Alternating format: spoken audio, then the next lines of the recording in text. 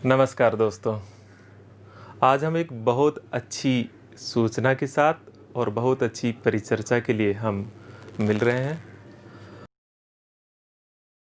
करें या नहीं करें, पहला सवाल ये लेते हैं कि आपको इस एग्ज़ाम की जो तैयारी है वो आपको करनी चाहिए या नहीं करनी चाहिए, यहाँ से लेनी चाहिए। देखिए, ये सवाल क्यों उठता है।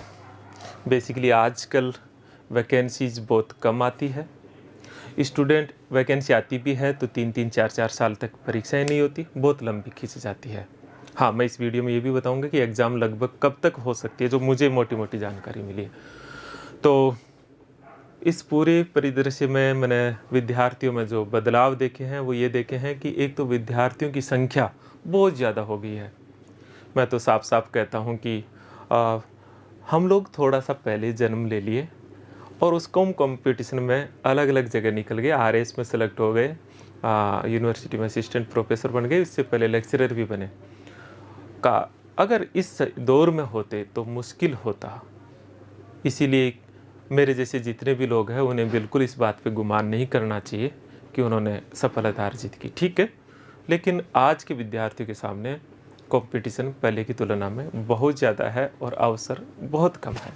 नंबर एक बात।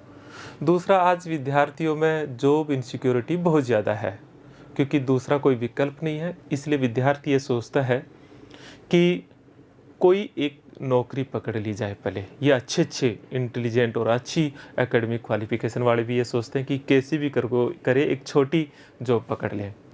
पुलिस कांस्टेबल का जो एग्ज़ाम लग रहा है, आप उसमें देख सकते हैं कि बहुत हाईली क्वालिफाइड लोग भी उस एग्ज़ाम के लिए दिन रात मेहनत कर रहे हैं, कोशिश कर रहे हैं कि एक जॉब मिल जाए। पटवारी की जॉब के लिए खूब कोशिश करते हैं। इसी तरह से 3rd ग्रेड के एग्ज़ाम के लिए आप देखो कि बड़ी भीड़ होती है। तो कहने का मतलब यह है कि नौकरी प्राप्त करना और जॉब प्राप्त करना, कोई स्थायी जॉब प्राप्त करना विद्यार्थियों की पहली जो है चॉइस है। मैं कहूँ कि पहली आवश्यकता बन गई है, एक चीज़। दूसरी चीज़, यहाँ जब पोस्टों का क्लासिफिकेशन देखते हैं तो इस क्लासिफिकेशन में हर विद्यार्थी अपने सब्जेक्ट पे जाता है। जैसे पॉलिटिकल साइंस 56 पोस्ट, किसी और की 36 पोस्ट, उसमें फिर रिजर्वेशन कैटेगरीज में जाता है। अच्छा, मैं ओबीसी के भीतर हूँ तो 3 पोस्ट, ओबीसी महिला हूँ तो 1 पोस्ट, जनरल महिला हूँ तो 2 पोस्ट। आप क्लासिफिकेशन देखोगे तो इसी तरह का क्लासिफिकेशन मिलेगा। विद्यार्थी सोचता, अरे बाप रे, एक पद के लिए मेरा कहाँ नंबर, सिर्फ 2 पद है, छोड़िए, इसमें अपना मेहनत और समय बर्बाद करना बिल्कुल उचित नहीं है। ये एक दूसरी वजह है। तीसरी वजह मित्रों, सामान्यतः पहले और आज के दौर में मैं फ़र्क बता देता हूँ। पहले हम लोग सिविल सर्विसेज की तैयारी करते थे तो 2 सब्जेक्ट लेना पड़ता था। आरएस की तैयारी करते तो 2 सब्जेक्ट लेते। और मैं खुद साइंस का एक स्टूडेंट था और सोशल साइंस में जो आज एक मुकाम हासिल किया, इसे एक सब्जेक्ट का एक्सपर्ट के रूप में नाम जाना जाता है। तो वजह क्या थी? सिविल सर्विसेज के रूप में एक सब्जेक्ट लिया।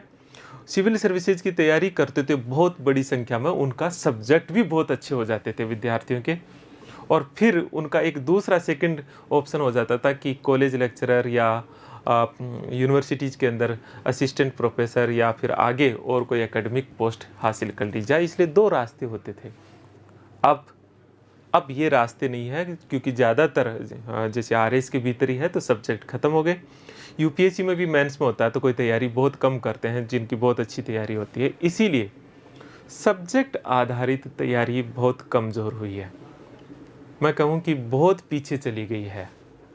लास्ट एमए के बाद में जैसे तैसे करना नेट एक उद्देश्य हो जाता है। और नेट चूँकि कंपटीशन कम हो गया, इसीलिए आप देखिए कि नेट की परसेंटेज भी बहुत कम होती जा रही है, जबकि नेगेटिव मार्किंग नहीं है। कहने का मतलब यह है कि एकेडमिक क्षेत्रों में विद्यार्थियों की रुचि पिछले 10-12 सालों में बहुत कम हुई है और ये बहुत बड़ा काम लगने लग गया है एकेडमिक तैयारियां करना। और दूसरी चीज़ें हैं कि सिविल सर्विसेज की तैयारी जो विद्यार्थी करते हैं उनका और एकेडमिक दोनों के बीच में बहुत मतलब ज़मीन आसमान का फ़र्क हो गया कि सिविल सर्विसेज की तैयारी करने वाले विद्यार्थी जो एक बड़ा वर्ग था, जिनका पहले एकेडमिक फील्ड भी हुआ करता था, इन दोनों में विच्छेद हो गया। इसीलिए विद्यार्थियों का एक बड़ा ग्रुप अब सिविल सर्विसेज मतलब सिविल सर्विसेज की तैयारी करना है, उनको एकेडमिक फील्ड से कोई मतलब नहीं रहता है। तो ये 3 मोटी वजह मैंने आपको बताई जिसकी वजह से एकेडमिक क्षेत्र में करियर बनाना विद्यार्थियों की प्राथमिकता बहुत कम, मैं कहूँगी बहुत सीमित हो गया है।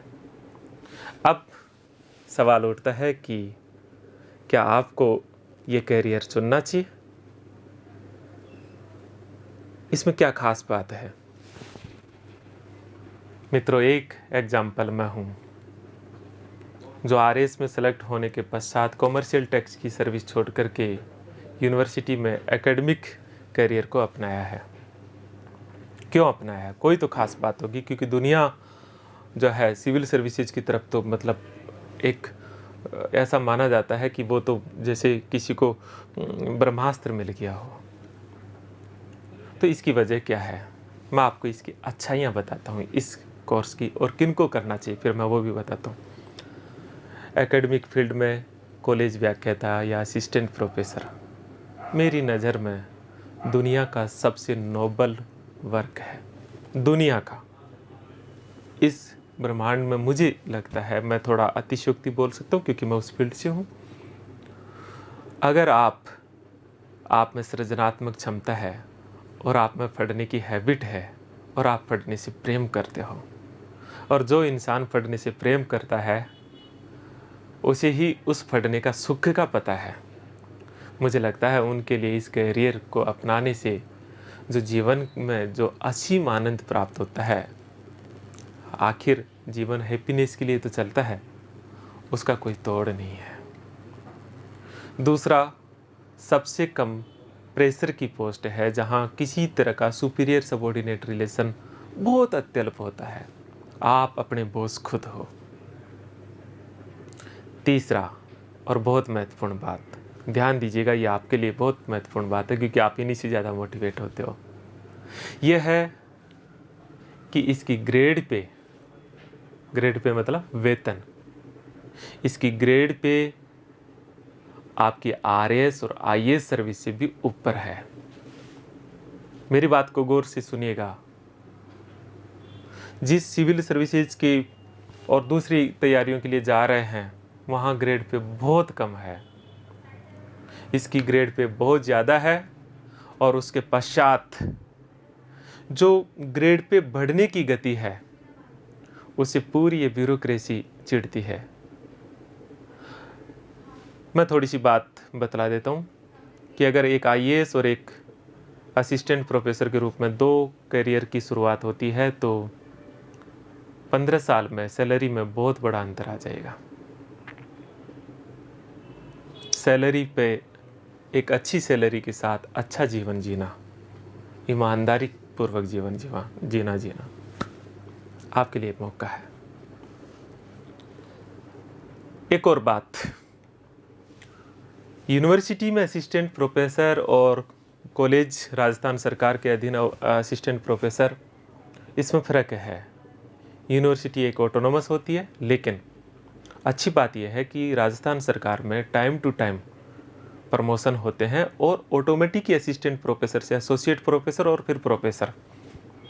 यूनिवर्सिटी के भीतर सही बताऊं तो बहुत पापड़ बेलने पड़ते हैं, बहुत कितनी किताबें पब्लिश हुई, रिसर्च पेपर पब्लिश हुए, बहुत कुछ करना पड़ेगा। तो ये सारी चीज़ें नहीं है, ऑटोमेटिक सिस्टम है।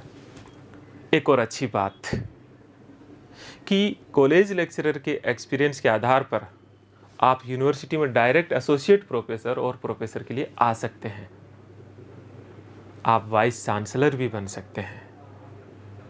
आपको सरकारों में अलग अलग जगह अपॉर्चुनिटीज़ भी मिलती है डेपुटेशन के आधार पर। तो कहने का मतलब मैंने आपको बताया कि इस पोस्ट के क्या मायने हैं और क्यों आपके लिए कौन सा एक स्वर्णिम और एक अच्छा भविष्य आपका इंतज़ार कर रहा है। बस आपको कदम बढ़ाने की ज़रूरत है, और कदम अभी आप सुनते जाइए, मैं आपको इसकी बारीकियाँ खोल दूँगा, आपको पता लग जाएगा कि आपको जाना चाहिए या नहीं जाना चाहिए, लेकिन एक अच्छा भविष्य है। हाँ, एक और बात मैं आपको बताना चाहूँगा जो आपको मोटिवेट करे, आपको प्रेरणा मिले।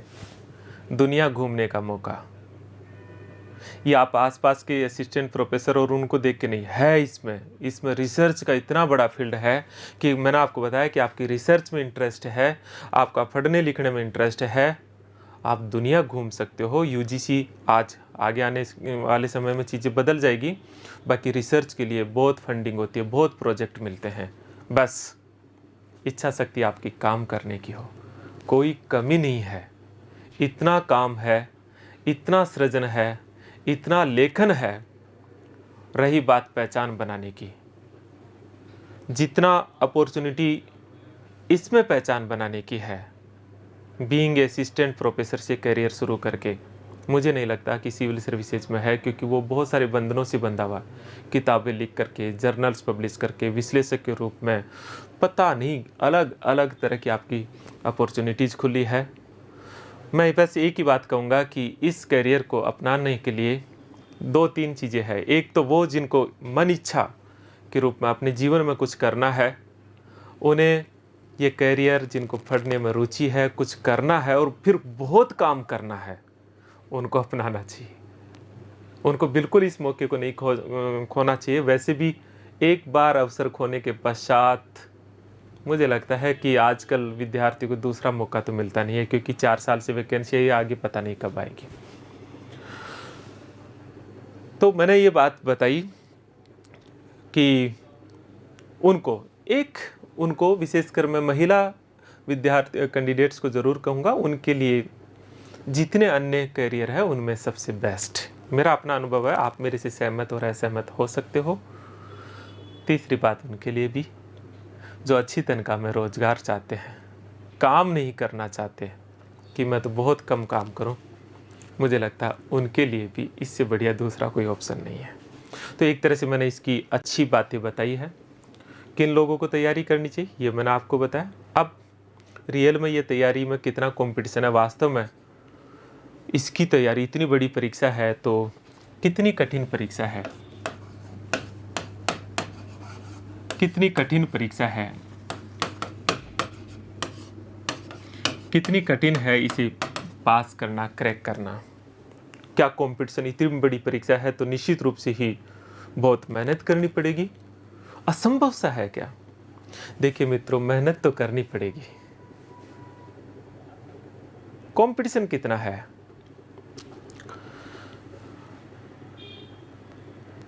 ऑनेस्टली बताऊं, अभी तक जितनी प्रतियोगी परीक्षाएं इस समय मोटे मोटे मैं देखता हूं, उनमें सबसे कम कंपटीशन है। चौंके ना? गलत नहीं कह रहा, अनुभव से बता रहा हूं। आपका सहमत होना, असहमत होना आपका पार्ट है। हो ये रहा है, जिसे मैंने आपको बताया था, विद्यार्थियों की प्राथमिकता जॉब हो गई है। दूसरा, सिविल सर्विसेज का इसका आपस का संपर्क खत्म हो गया है। तीसरा, एकेडमिक क्षेत्र में विद्यार्थियों की रुचि घटती जा रही है। चौथा, इस तरह की वैकेंसी बहुत लेट निकलती है, इसलिए इसका एक विद्यार्थियों का कैडर नहीं है। पांचवा और सबसे अहम बात, बड़े लक्ष्यों की तैयारी करने के लिए विद्यार्थियों में साहस की कमी होती है। और छठी बात, अगर आप देखना चाहते हो तो एक पाथ गोल थ्योरी है, आप पढ़िएगा, उससे बहुत कुछ पता चल जाता है। पाथ गोल थ्योरी ये कहती है कि बड़े लक्ष्यों में सफलता की प्राप्ति की संभावना ज़्यादा होती है बनिस्बत छोटे लक्ष्यों की तुलना में। अगर आपने बड़ा लक्ष्य निर्धारित किया है, निश्चित तौर पर ही उसमें सफलता ज़्यादा संभावना होती है। उसकी वजह क्या है? क्योंकि बड़े लक्ष्यों में कंपटीशन बहुत कम हो जाता है, और इसके लिए तो बहुत कम कंपटीशन है। बहुत बिरले विद्यार्थी साहस करते हैं। अगर एक पोस्ट के लिए वास्तविक तैयारी, फॉर्म भरने वालों की संख्या पे मैं नहीं जाऊंगा, वास्तविक तैयारी करने वाले विद्यार्थियों की अलग अलग देखें, कांस्टेबल में बहुत ज़्यादा मिलेगी, पटवारी में बहुत ज़्यादा, थर्ड ग्रेड में बहुत ज़्यादा, एक पोस्ट के लिए सिविल सर्विसेज में बहुत ज़्यादा, उसकी बनिस्बत 1/15 हिस्सा यहाँ मिलेगा। तो कम लोगों के बीच लेकिन अच्छी प्रतियोगिता होगी। तो कम लोगों के बीच और बेहतरीन प्रतियोगिता जिसमें सफल होने के चांसेस ज़्यादा रहेंगे अगर आप ये निर्णय करते हो कि मुझे इसकी तैयारी गंभीरता से करनी है। मैंने फिर आपको बताया, मुझे इसकी तैयारी गंभीरता से करनी है। और ये जो कहा है वो गलत नहीं कहा कि अगर पहला कदम कॉन्फिडेंस के साथ और बेहतर तरीके से रख दिया जाए तो आधी सफलता तय हो जाती है। मित्रों, सच है ये बात। इसलिए आप गंभीरता से और चिंतन कर लीजिए, विशेषकर वो विद्यार्थी जो अभी अधर-झूल में है। एक बार अच्छे से मन बना लीजिए, लेकिन एक बार मन बना लेंगे 5-6 महीने, पता नहीं इतना तो मिलेगा भी नहीं, लेकिन 4-5 महीने मुझे लगता है कि परीक्षा जल्दी होगी। मैं मेरे सोर्सों से बता रहा हूँ, मेरे पास कोई ऑथेंटिक और प्रमाणिक सूचना नहीं है, सिर्फ अनुमान आधारित बता रहा हूँ। 6 महीने का समय लेके चलिए, 6 महीने जम के तैयारी एक परीक्षा पे लगेंगे। निश्चित तौर पर मैं आपसे कह सकता हूँ कि आपके सामने एक बेहतरीन भविष्य की आधारशिला तैयार मिलेगी, समाज में एक पहचान। मित्रों, ये 2-3 साल का समय होता है करियर बनाने का। यही समय तय करता है कि आगे आपका जो शेष जीवन है वो किस पहचान के साथ में और किस तरह से व्यतीत होगा। ना आज तक आपने पहले क्या किया ये मायने रखता, लेकिन ये जो समय है उसका कितना सदुपयोग कर लोगे। इस समय का लिया गया हर निर्णय आगे आने वाला जो शेष समय वो 50 साल का है, 70 साल का है, 30 साल का है, मैं उस पर नहीं जाऊं, लेकिन आने वाला शेष समय आपका कैसा होगा ये आज के निर्णय पर डिपेंड करेगा। इसलिए आज ये एक बेहतरीन निर्णय लेने की स्थिति में हो तो पूरे विश्वास के साथ लीजिएगा। तो ये मैंने कुछ बातें बताई, शायद थोड़ी सी ज़्यादा होगी। आप कह रहे होंगे कि भाषणबाजी कर रहे हो, काम की बातें क्यों नहीं बताते हैं। ठीक है, काम की बातें बताते हैं। क्या योग्यता है, सीधी आते हैं कि इसकी योग्यता क्या है। सरल शब्दों में बात करेंगे कि आखिर इस परीक्षा की योग्यता क्या है, किस तरह की योग्यता रखने वाले विद्यार्थी इसके लिए एलिजिबल है। योग्यता को 2 भागों में बांट सकते हो। एक शैक्षिक योग्यता, एक एजुकेशनल क्वालिफिकेशन, और दूसरी एज, आयु की योग्यता या उम्र की योग्यता। 2 भागों में इसको बांट सकते हैं। कौन सी की बात करें? मुझे लगता है उम्र वाली को पहले निपटा देते हैं कि उसमें होक नहीं हो। उम्र, अगर आपकी 21 वर्ष है, अगर आपकी उम्र 21 वर्ष है और आपने शैक्षिक योग्यता पूर्ण कर रहे हो, वो तो शर्त है ही, तो आप एलिजिबल हो। न्यूनतम उम्र यह है, अधिकतम उम्र, और आप विज्ञापन में जरूर पढ़िएगा, 40 वर्ष है।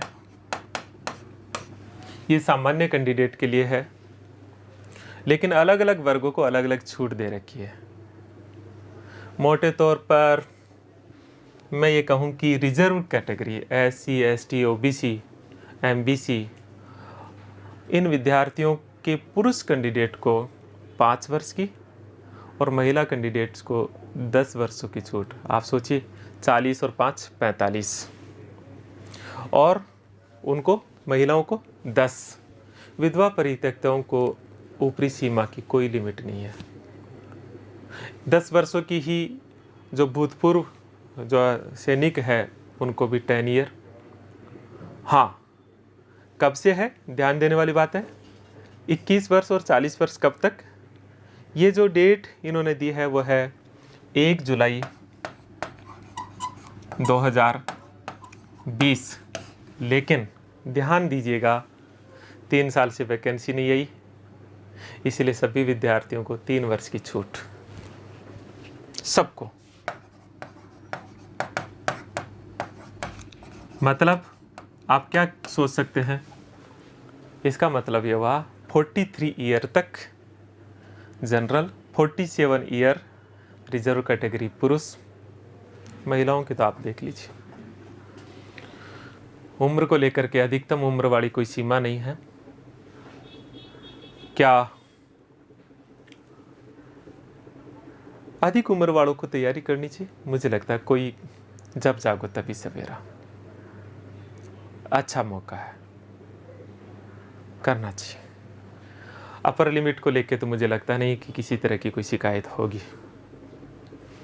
21 साल से पहले न्यूनतम योग्यता पूरी होना बहुत मुश्किल कामों में है। कम ही विद्यार्थी होंगे जिनकी पूरी होगी, इसलिए ज़्यादा मायना रखती है इस परीक्षा में उम्र वाला जो योग्यता है वो खास मायना नहीं रखती है। जो मायना रखती है वो रखती है शैक्षिक योग्यता। शैक्षिक योग्यता में क्या खास बात? शैक्षिक योग्यता में क्या चाहिए, मैं आपको बिल्कुल सरल भाषा में जो सबसे कॉम्प्लिकेटेड चीज़ है उन्हें बता रहा हूँ। पीजी, आप पीजी हो सामान्य स्टूडेंट के लिए, मैं जनरल स्टूडेंट की बात कर रहा हूँ। पहले पीजी हो 55% के साथ, प्लस नेट हो, या सेट या स्लेट हो, स्टेट एलिजिबिलिटी टेस्ट 55% के साथ। आप ऐसा भी कह सकते हैं इसके सरल शब्दों में कि नेट हो, क्योंकि नेट की एलिजिबिलिटी ही 55% है जनरल कैंडिडेट के लिए। लेकिन इसमें एक चीज़ है, इसमें दो चीज़ों पे आपको ध्यान देना पड़ेगा। 1 जून 2002 से पूर्व अगर किसी की सेट है और किसी दूसरे राज्य की है, तो दूसरे राज्य की सेट या सेलेक्ट वाला भी एलिजिबल होगा। लेकिन 2002 के बाद में केवल और केवल राजस्थान से सेट और सेलेक्ट होना चाहिए। नेट तो सब जगह एलिजिबल होता ही है। नेट आपको पता है सोशल साइंस में यूजीसी से और साइंस में सीएसआईआर से नेट हो, नेशनल एलिजिबिलिटी टेस्ट। दूसरी इसमें छूट क्या है, एक तो ये वाली बात होगी। दूसरी इस पूरी ये जो सेकंड चीज़ है उसमें छूट दे रखी है कि अगर आपका रजिस्ट्रेशन 11 जुलाई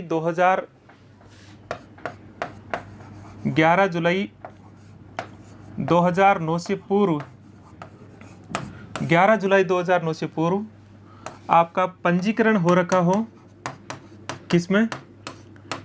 पीएचडी में या एमफिल में। और ये पीएचडी किस पैटर्न पे बेस हो, ये ध्यान दीजिए। 2009 से पहले हो, लेकिन जहां पीएचडी में 2 पेपर पब्लिश होना अनिवार्य हो, जो आज है, वाइवा हुआ हो, थीसिस हो नहीं है, और कम से कम 2 वर्कशॉप के साथ में पीएचडी किया हो। कहने का मतलब है जो आज पीएचडी चलती है जिस पैटर्न से होती है उस तरह की पीएचडी हो। रजिस्ट्रेशन जो है वो 11 जुलाई 2009 से पहले का हो, एमफिल या पीएचडी, तो उन्हें इससे छूट दी गई है कि आपको ये जो है नेट और सेट की ज़रूरत नहीं है। कहने का मतलब सीधी भाषा में बात करें, 55% प्लस नेट या सेट या सेलेक्ट। दूसरी 55% प्लस पीएचडी या एमफिल उन कैंडिडेट के लिए जो 11 जुलाई 2009 से पहले के हो। ये जनरल कैंडिडेट की क्वालिफिकेशन पहली और अनिवार्य क्वालिफिकेशन है एक। लेकिन इसमें एससी, एसटी, ओबीसी, एमबीसी विशेष आर्थिक पिछड़ा वर्ग नहीं, तथा दिव्यांग, हम कहें फिजिकल हैंडीकैप्ड पीएच, इन्हें पीजी में 5% की छूट मिलेगी। मतलब उनके लिए पीजी में जो चाहिए वो चाहिए 50%। उन्हें 50% अंकों के साथ PG plus net plus set, जो मैंने आपको कैटेगरीज बताई। आर्थिक जो है विशेष आर्थिक वर्ग, ये इसमें नहीं है। EWS। तो पहली शर्त आपको बिल्कुल क्लियर हो गई होगी, PG 55% प्लस नेट। सेट का मैंने बताया, इसमें बहुत कम, मुझे लगता नहीं है कि किसी के कोई खास होगा, दूसरे राज्यों से हो उनके है, राजस्थान वालों को तो दिक्कत नहीं है। 2002 से पहले का हो, दूसरे राज्य के, जैसे बिहार का कोई विद्यार्थी देख रहा है और 2002 से पहले वहाँ का सेट या स्लेट हो तो वो एलिजिबल है, या 11 जुलाई 2009 से पहले का PhD का पंजीकृत या MPhil पंजीकृत कैंडिडेट हो। यहाँ इसकी शब्दावली उससे पहले पंजीकरण की है, उससे पहले PhD अवार्ड की नहीं है। शब्दावली है, अंतिम निर्णय मैं नहीं करने वाला। जो इसकी शब्दावली मैंने विज्ञप्ति की पढ़ी है, उस शब्दावली के आधार पर, मेरी समझ और अब तक के अनुभव के आधार पर आपको बात बता रहा हूँ। मुझे लगता है कि एक क्वालिफिकेशन जो सबके लिए अनिवार्य है आपको समझ में आ जानी चाहिए। अगर आप इसे पूरा करते हो तो इसके साथ में शैक्षिक योग्यता में, इस शैक्षिक योग्यता में, इसको मैं मिटा देता हूँ, इस शैक्षिक योग्यता में दूसरी गुड एकेडमिक रिकॉर्ड, GAR, मैं इसको शॉर्ट में लिख देता हूँ, गुड एकेडमिक रिकॉर्ड की अनिवार्यता दी गई है कि यह होनी चाहिए। मतलब ये हो, उसके साथ ये हो। ये क्या हो, इसमें सबसे ज़्यादा कन्फ्यूज़न है। विद्यार्थी यहाँ बहुत कन्फ्यूज कर रहे हैं और सबसे बड़ा विवादित मामला भी है, और वो विवाद का निस्तारण कैसे हो मैं उस पर भी बात करूँगा। ये क्या हो, इसमें यह है कि PG से पूर्व की 3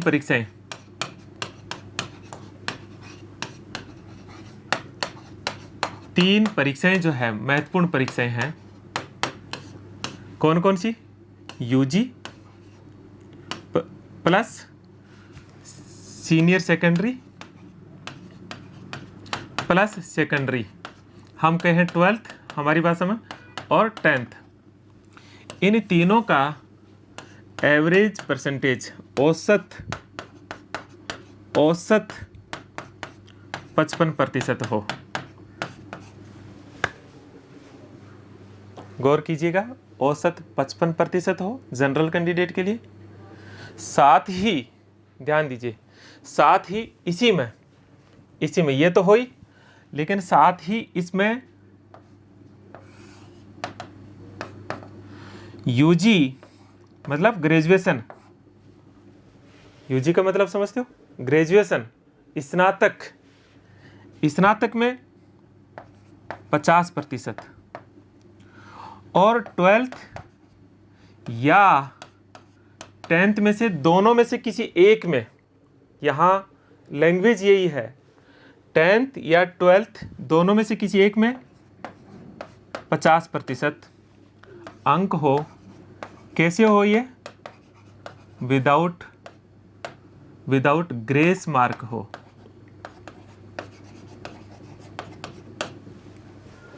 विदाउट ग्रेस मार्क्स ये अंक हो। ध्यान दीजिए, ये दोनों क्वालिफिकेशन है वो विदाउट ग्रेस मार्क हो। अब यहाँ कन्फ्यूज़न क्या क्या है वो मैं आपको बता देता हूँ। कन्फ्यूज़न ये है कि ग्रेस मार्क, किसी के अगर ग्रेस है तो वो एलिजिबल है या नहीं है, पहला कन्फ्यूज़न। मित्रों, अगर ग्रेस मार्क है लेकिन आपकी परसेंटेज 50 या एवरेज परसेंटेज 55 से ज़्यादा है तो आप एलिजिबल हो।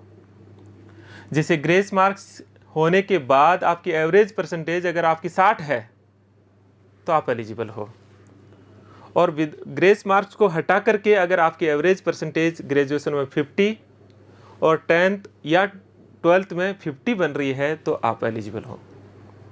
मतलब ये नहीं है कि किसी के ग्रेस लग गया तो वो एलिजिबल नहीं है। इसका मतलब यह है कि ये जो मिनिमम क्वालिफिकेशन है वो विदाउट ग्रेस मार्क्स होनी चाहिए।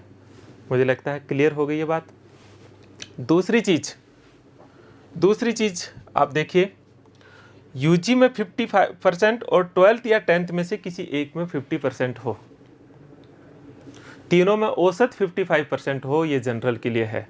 लेकिन जैसा मैंने आपको पहले बताया था कि 3 वर्ग जो रिजर्व कैटेगरी के हैं, SC, ST, BC, MBC और PH, इनको इस एवरेज मार्क्स में 5% की छूट है, मतलब 50% न्यूनतम अंक चाहिए, एवरेज मार्क्स है। लेकिन बहुत महत्वपूर्ण बात जहाँ कन्फ्यूज़न हो रहा है, लेकिन ये छूट, इसमें कोई छूट नहीं है, इसमें कोई छूट नहीं है। कहने का मतलब है कि ग्रेजुएशन में 50% और 10th और 12th में से किसी एक में 50% विदाउट ग्रेस मार्क्स, ये होना ही होना चाहिए। इसमें किसी तरह की कोई छूट नहीं है, ये मिनिमम क्वालिफिकेशन है। अगर आपकी ग्रेजुएशन में 50% से कम है तो आप एलिजिबल नहीं हो, और 10th या 12th में से आपके 50% से कम है, दोनों में से एक कोई, तो आप एलिजिबल नहीं हो। एक सवाल और आपके दिमाग में आता है और मुझसे कईयों ने पूछा है कि ये 55% कैसे निकालेंगे तीनों का औसत। ये बिल्कुल सिंपल तरीका है। सिंपल तरीका है कि यूजी की परसेंटेज, 12वीं की परसेंटेज और 10वीं की परसेंटेज जोड़ लीजिए और 3 का भाग दे दीजिए, एक तरीका। दूसरा तरीका, तीनों के मैक्सिमम मार्क्स है वो जोड़ लीजिए और तीनों के प्राप्तांक है वो जोड़ लीजिए, प्राप्तांक और मैक्सिमम मार्क्स का प्रतिशत निकाल लीजिए, दोनों का एक ही निकलेगा।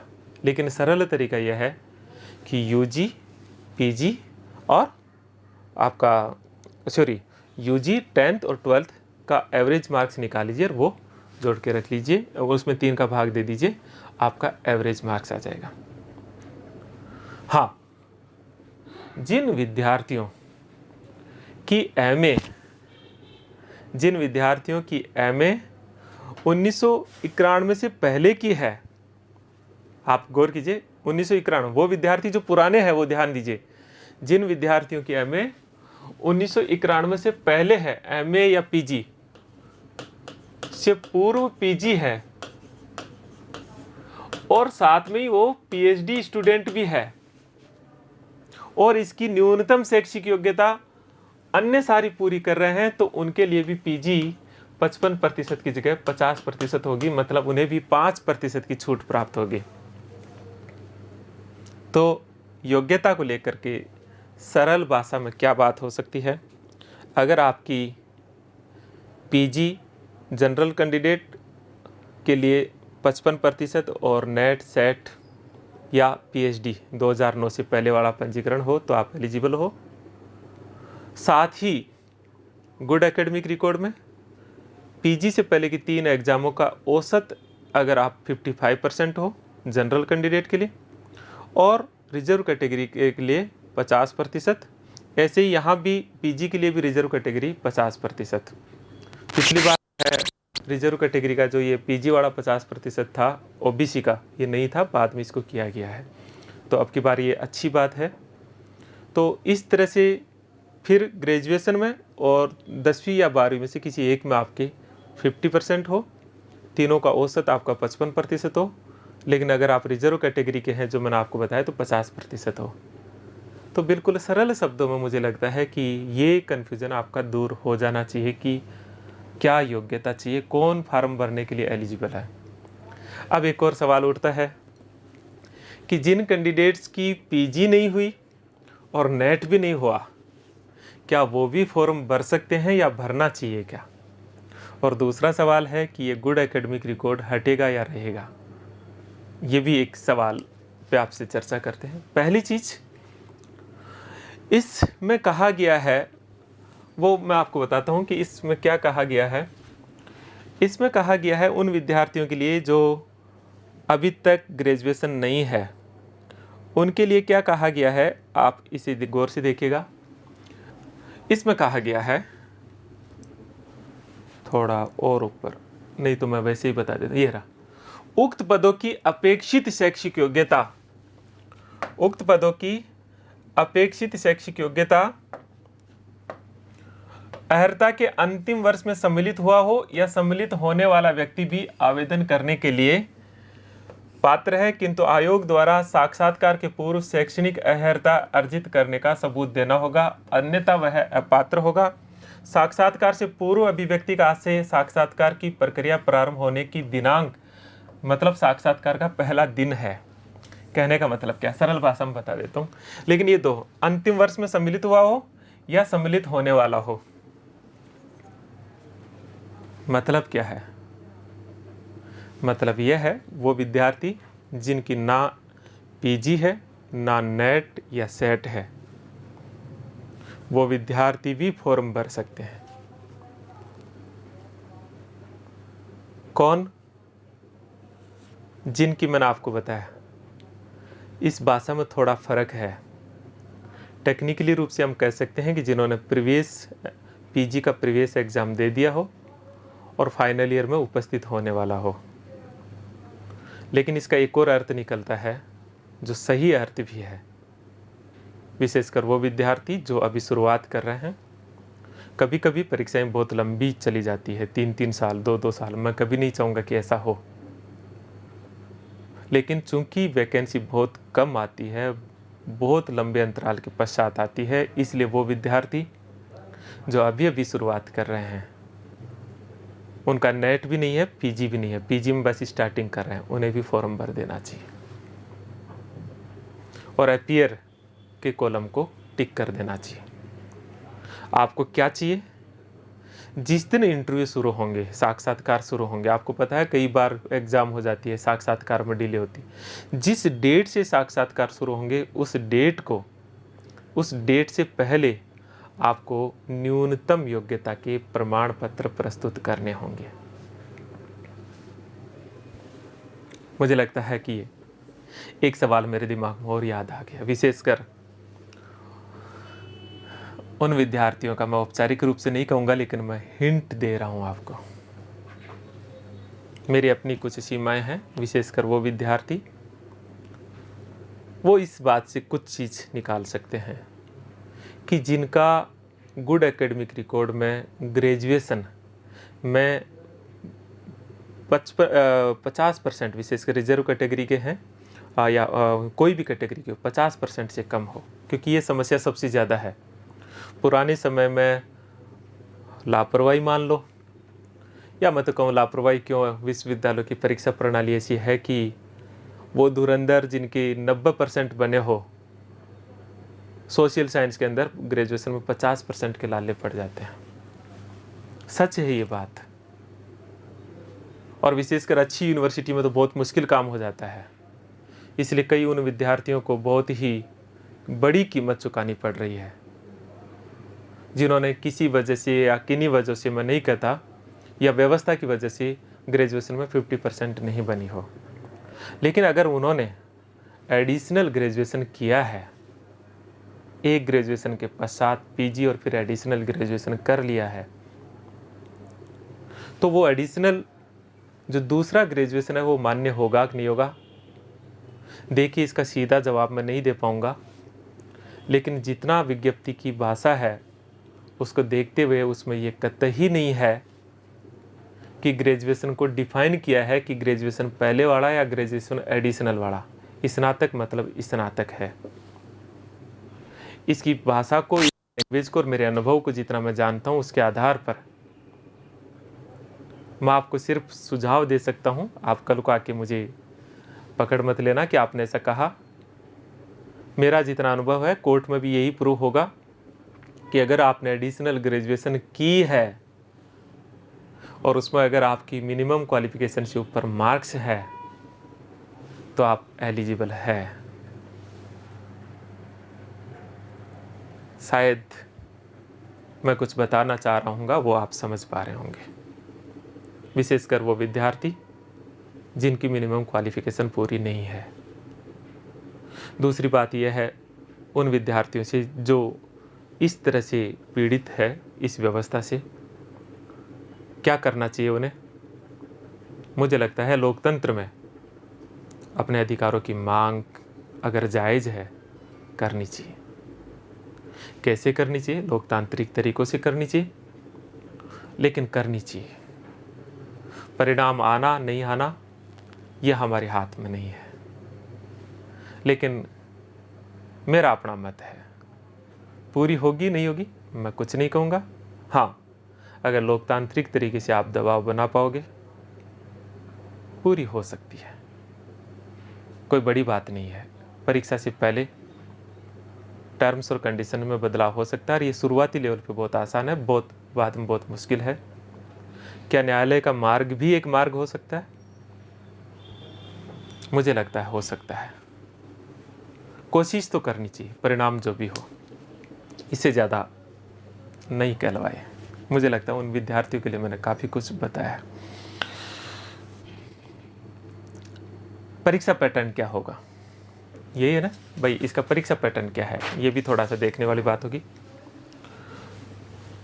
मैं परीक्षा पैटर्न बता देता हूँ मित्रों, फिर वीडियो खत्म करता हूँ।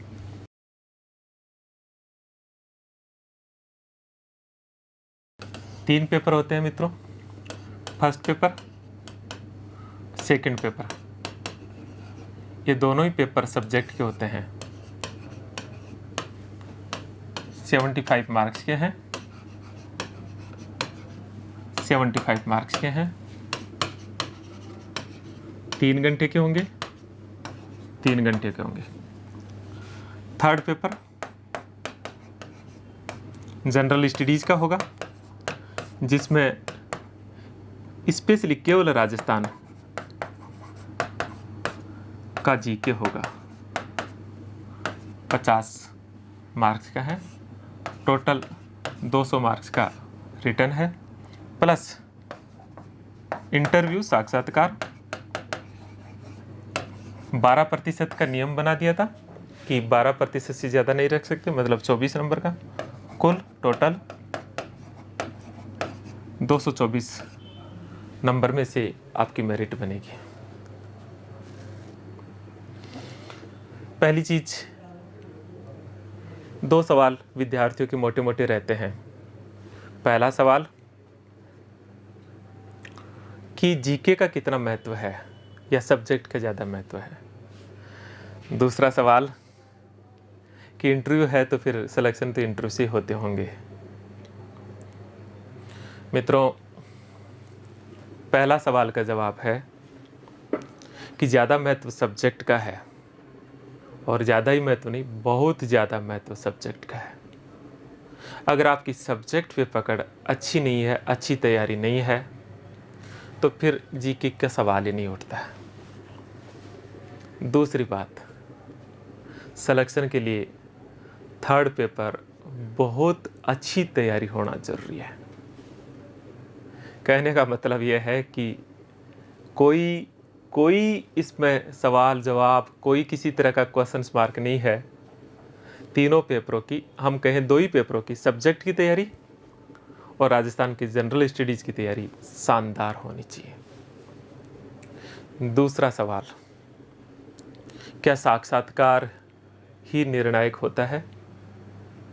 लगभग 2 गुना विद्यार्थियों को, कभी 2.5 गुना विद्यार्थियों को आमंत्रित करते हैं, तो बाद में क्या साक्षात्कार ही महत्वपूर्ण हो जाता है? जवाब है मित्रों, हम लोग जिस व्यवस्था में थे, मैंने कॉलेज लेक्चरर के 2 बार इंटरव्यू दिए।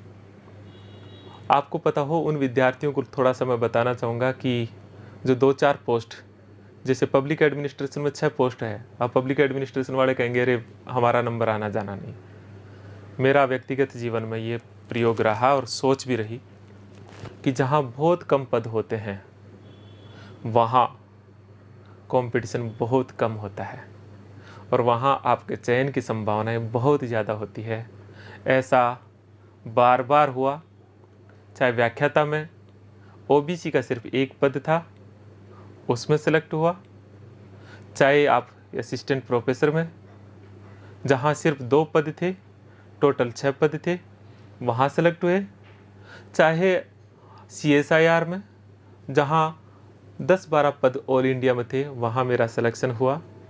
तो कहने का मतलब मैं ये कहना चाह रहा हूँ कि कम पद होने से निराश ना हो, बल्कि दुगने, मैं कहूँगा 4 गुना जोश के साथ में अध्ययन कीजिएगा। क्योंकि सभी लोग ऐसा ही सोच रहे होंगे और सभी ऐसा सोच रहे होंगे, तो जिन लोग जो भी कैंडिडेट कॉन्फिडेंस रखेगा, सही रणनीति रखेगा, जज्बा रखेगा, जुनून रखेगा, निश्चित तौर पर ही सफल होगा। ये तो मैं नहीं कहूँगा, लेकिन सफल होने की संभावना उतनी ही मेहनत में ज़्यादा होगी। साक्षात्कार की बात पे मैं बता रहा था कि हमारे समय में ये स्क्रूटनिंग होती थी, मतलब ये कंपटीशन सिर्फ स्क्रूटनिंग था, फिर सिलेक्शन कंप्लीटली 100% साक्षात्कार पे होता था।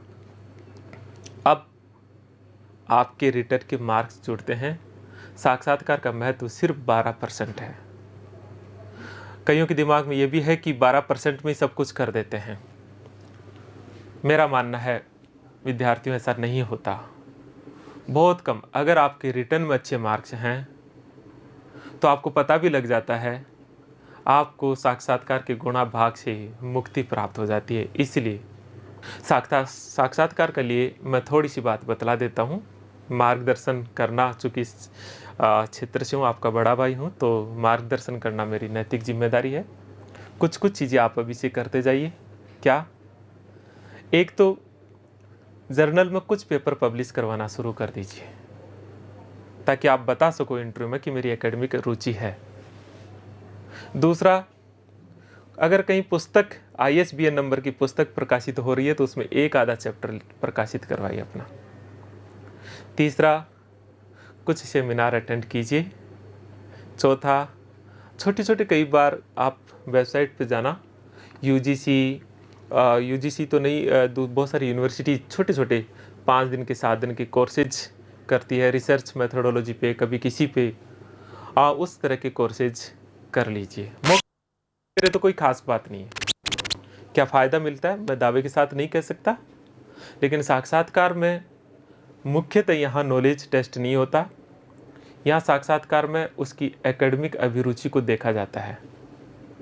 इसलिए मेरा सुझाव है, और निश्चित तौर पर आपको 5-7 नंबर की इंटरव्यू में मदद कर सकता है, इसलिए उसकी भी तैयारी ज़रूर कीजिएगा। अब अंतिम सवाल कि क्या सब्जेक्ट की तैयारी कैसे करें और GS थर्ड पेपर की तैयारी कैसे करें, आप तो ये बताइएगा। चूँकि काफ़ी लंबी बात हो गई है, लेकिन मैं इसमें की पॉइंट आपको बता देता हूँ जो मेरा अपना अनुभव है। मेरी बात को पूरी तरह से आप मान के चलिए, मैं बिल्कुल नहीं कहता, लेकिन अनुभव का अपना महत्व होता है।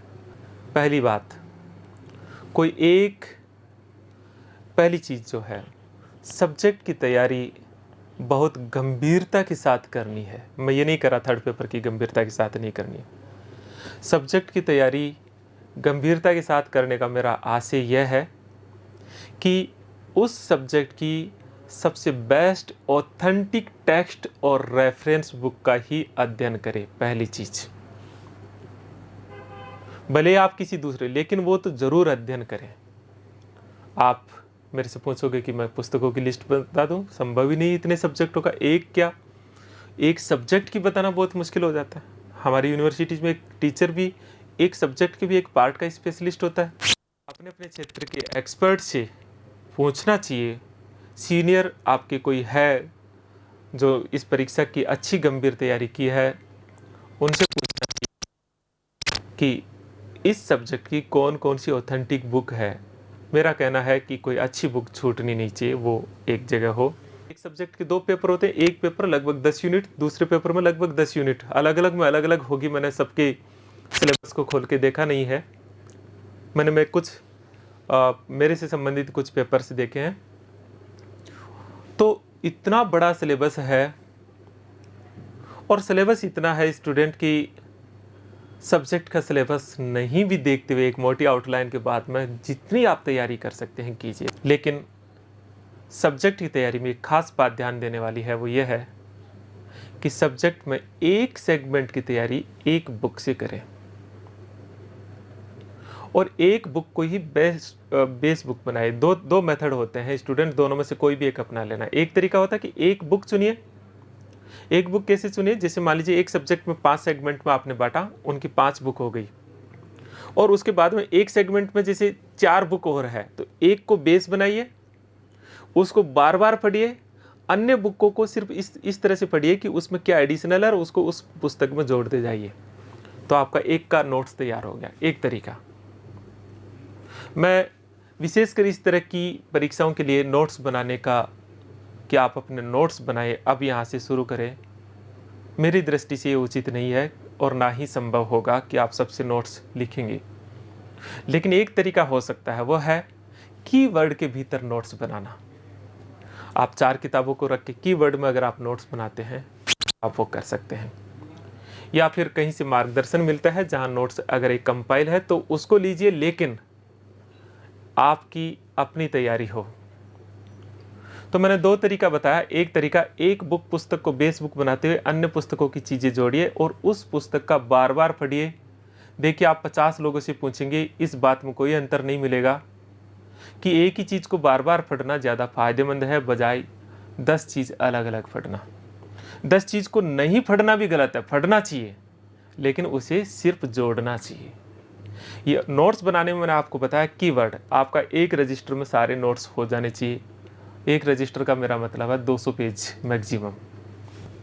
दूसरा, इस परीक्षा की सफलता सब्जेक्ट में आप जब तक पुराने सालों के क्वेश्चंस पेपर नहीं निकालोगे, टॉपिक वाइज अगर कहीं सेट मिले, विशेषकर ज़्यादातर सेगमेंट में अरिहंत पब्लिकेशन ने निकाल रखा, अभी तो बहुत सारे पब्लिकेशन आ गए, लेकिन सोल्ड क्वेश्चंस पेपर अगर ले आते हो तो आपने टॉपिक पढ़ा गांधी, मैं एग्जाम्पल के रूप में बता रहा हूँ, ये कौन सी हो सकती है, सिविल सर्विसेज की हो सकती है, नेट की हो सकती है, कॉलेज लेक्चरर अलग अलग प्रदेशों की हो सकती है।